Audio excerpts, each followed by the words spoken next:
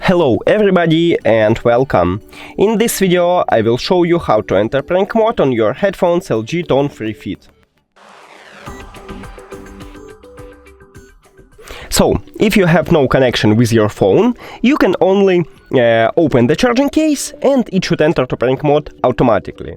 If you see that this LED light blinking blue, it means that it's entered to prank mode.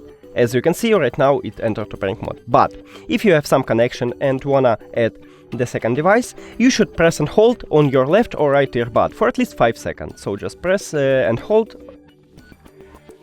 and it enter to prank mode then. That's it. Thank you for watching this video. If you found it helpful, please consider subscribing to channel and leave the like on the video. It's really important to us. See you later!